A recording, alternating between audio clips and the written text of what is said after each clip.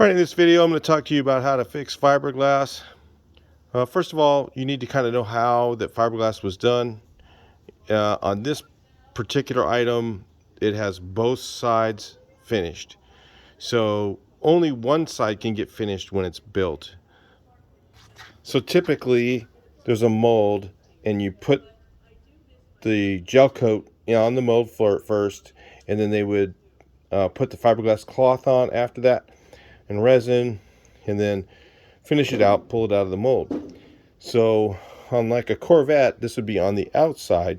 On this one, it's on the inside because it's harder to finish something on the outside of this, on the inside of this than on the outside. So this has gel coat on it. This side didn't have gel coat. So you know what gel coat is gel coat is kind of a, I'm going to say, a colored fiberglass resin. It has some other things in it as well, but it is like a colored fiberglass resin. Gel coat can be sanded and painted, just so you know. On the outside of this, they used a product that they made in the factories back in the old days. What they do is they take micro balloons, if you can look that up you want, and they would add it to resin. And then that is what now we know as Bondo filler or filler. This is USC AG47, better product. So if you have like something where it's broken off, you should always use cloth and resin to fix it. So if you have a part of the fiberglass that's broken, it's cracked and broken off, then you would take fiberglass resin and mix it with the hardener that comes with it, clear hardener, and then you would put it over the fiberglass cloth, and when that gets hard, it becomes fiberglass. So unlike a Corvette or something like that, I'm not repairing gel coat on this. I'm repairing something that was coated almost with like a Bondo product. It was a crude product made in the factory that had micro balloons, very large micro balloons, which weren't very good. That has a lot of pinholes in them, and mixed with resin. Newer products like these glazings and like that are made with micro balloons, but very, very fine ground ones. And same with this one, but it also has an adhesion promoter in it. Now, anytime you're doing work on like an old, say you're doing an old Corvette and this was the outside and it was gel coated, you would want to put down you would want to use a product that had a adhesion promoter in it, like AG47, like that product over there. You would want a product like this. AG47, it has an adhesion promoter. It can go over sanded paint. Here's why. Because, for instance, right here, it has filler right on the old micro balloon resin. But over here, it's over the paint. And this product is designed to go over sanded paint. That's why you want to use one with an adhesion promoter to do repairs with it. So you can't paint right over the fiberglass. Okay, if you put down fiberglass cloth and resin, you can't just sand that and paint it. You have to use either a filler over that, a gel coat over that, or a good adhering primer, like one of these high build polyester primers. The reason I like the high build polyester for fiberglass repair is because this is a polyester, this is a polyester, this product's a polyester, and this product's a polyester. So they're like products.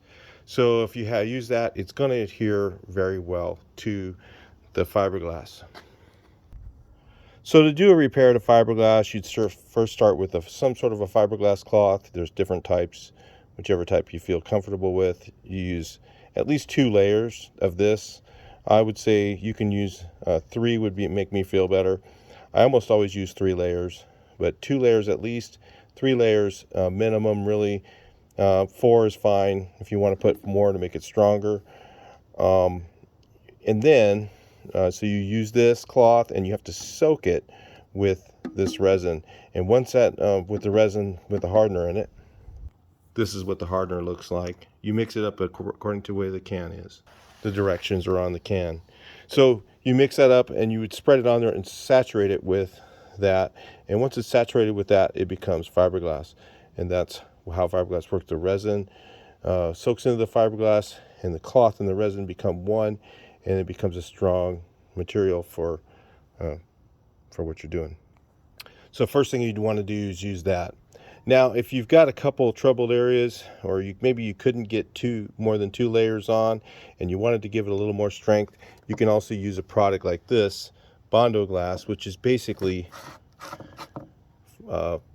filler mixed with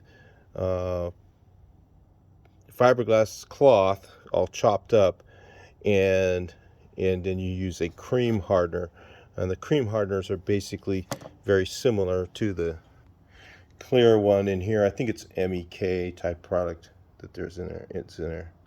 So again, if it was like a broken piece, you always want to start with cloth to do repair. If you have cracks, let's say you've got cracks in your gel coat, then you can use you can grind down those cracks, grind them down so they're low, go grind all the way through the gel coat, all the way into the fiberglass itself, and put a product like this over it if you want.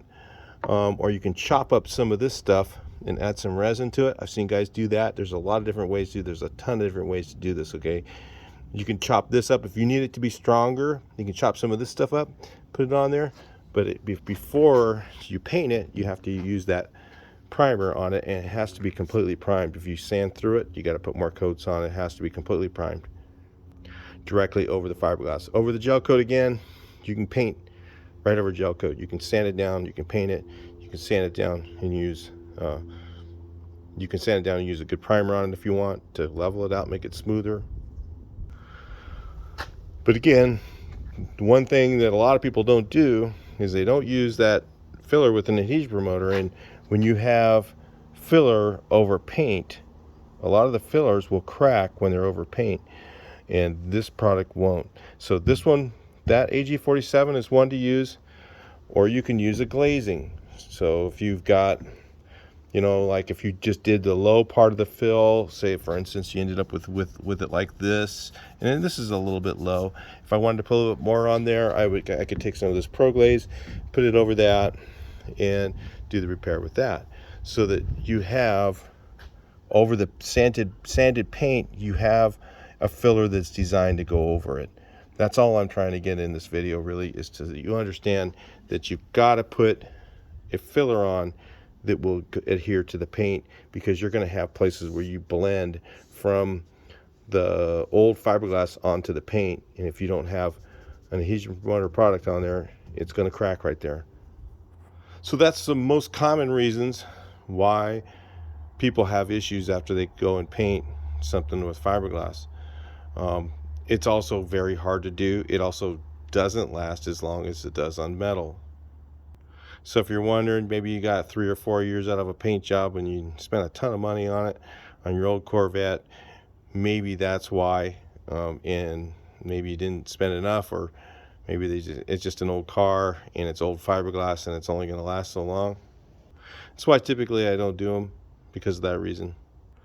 Now, if you want to go with a different type of primer, once you've put on the polyester type of a primer, you can always go with like a urethane DTM or urethane primer. I would say to use a DTM. They stick better.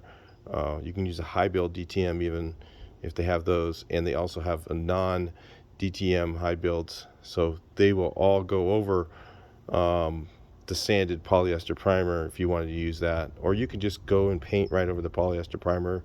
I've done it many times. It works really good. It doesn't shrink. So anyway, that's just a little bit about doing fiberglass. Kind of gives you some things to look into. This video is not designed as a manual for you to only go by. This is just kind of giving you some guidance to find where to look and to the books to read to find out the things to do. And of course, do it at your own risk. Don't look at this video and figure that, well, I'm going to do it this way and this guy knows everything.